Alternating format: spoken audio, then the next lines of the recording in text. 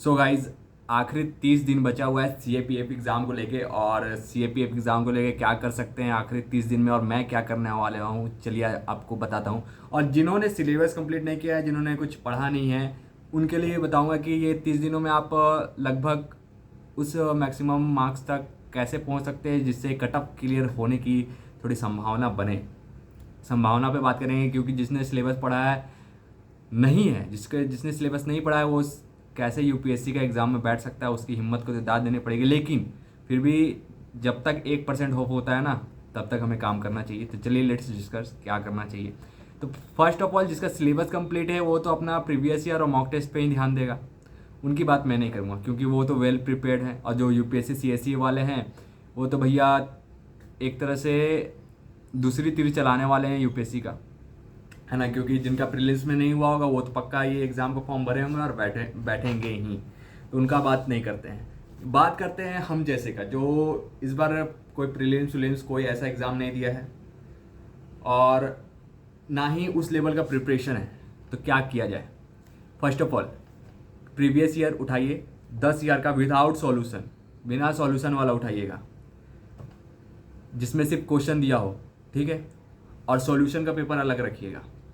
लेकिन पहले 10 ईयर का मॉक टेस्ट की तरह नहीं मारना है प्रीवियस ईयर। पहली बात, उसको एनालिसिस करने के क्वेश्चन किस टॉपिक से, अगर साइंस के बायो से आ रहे हैं या केमिस्ट्री से आ रहे हैं या फिजिक्स से आ रहे हैं, किधर से आ रहे हैं क्वेश्चन। हिस्ट्री से आ रहे हैं तो कहाँ से आ रहे हैं, बुद्धिज्म से आ रहे हैं कि जैनिज्म से आ रहे हैं कि मॉडर्न इंडिया से ज़्यादा आ रहे हैं। 10 साल का अपने पास वो डाउनलोड करके जेरोक्स करा के अपने पास एनालिसिस करना है। मॉक टेस्ट नहीं मारना है कि बैठ गए 2 घंटा बर्बाद कर दिए मॉक टेस्ट, एकदम नहीं करना है भाई। क्या ही मिलेगा, क्योंकि 2 कॉपी तो क्वेश्चन आने वाला है नहीं। हम प्रीवियस ईयर का इसलिए एनालिसिस करते हैं ताकि हमें पता चले कि क्वेश्चन आ कहाँ से रहे हैं, जो एग्जामिनर है उसका माइंडसेट कहाँ तक पहुँच रहा है, किस टाइप का क्वेश्चन वो सेट करना चाहता है।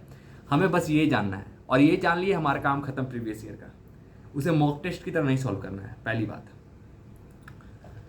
तो हमें क्या करना है, 10 ईयर का क्वेश्चन लेना है और उसको एनालिसिस करना है कि कहाँ से क्वेश्चन आ रहे हैं। ज़्यादा क्वेश्चन जिधर से आ रहे हैं, जिन्होंने प्रिपरेशन नहीं किया है वो वही टॉपिक पढ़ें, क्योंकि उसके अलावा आपके पास कुछ ऑप्शन नहीं है। क्योंकि 30 दिन में आप क्या ही पढ़ लोगे।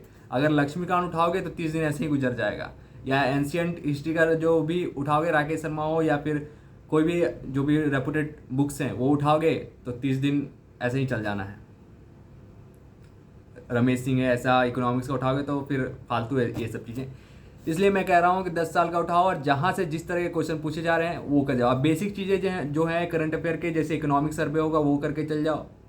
और इकोनॉमिक्स के जो टर्म हैं वो MCQ से रिलेटेड वो एनालिसिस करो, वो करके चले जाओ। क्योंकि टर्म से, इकोनॉमिक्स में क्या है कि टर्म से ही हम पकड़ पाते हैं कि क्या क्या होने वाला है। इन्फ्लेशन है तो क्यों है, क्या है, ऐसे ही समझ पाएंगे।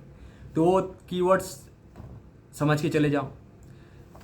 दूसरी बात, अगर रिवीजन मोड में जाना है, रिवीजन मोड में तो हम लोग मॉक टेस्ट मारेंगे। मॉक टेस्ट से जो सॉल्यूशन पेपर मिलता है उसी से एनालिसिस करेंगे, और जो हमारे शॉर्ट नोट्स है उससे रिवीजन करेंगे, और कोई भी नोट्स की ओर नहीं भागेंगे। ये मेरा स्ट्रेटेजी है कि मैं 30 दिन तो यही करने वाला हूँ। और आप क्या करने वाले हैं आप कमेंट बॉक्स में बताइएगा। और मिलेंगे कुछ अगले वीडियो में। अभी बहुत सारे फॉर्म आना बाकी है जिसका अपडेट मैं देता रहूँगा।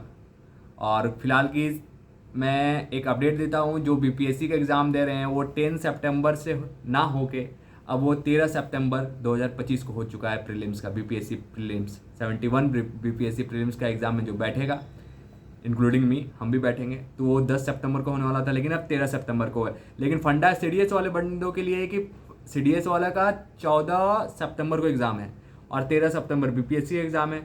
तो अगर दोनों लोकेशन सेम हुई तो एक दिन में मैनेज हो जाएगा, लेकिन सेम नहीं हुई, कोई मेरा दिल्ली और बिहार में पड़ जा रहा है, तो मुझे अब चुनना पड़ेगा कि मैं किस चीज़ का एग्ज़ाम दूंगा। तो ये प्रॉब्लम आ सकती है। बाकी आप कमेंट में बताओ कि आप कैसे प्रिपरेशन कर रहे हो और क्या दिक्कतें आ रही है। जय हिंद, जय भारत। जहाँ तक मुझसे होगी मैं सॉल्यूशन करने की कोशिश करूँगा।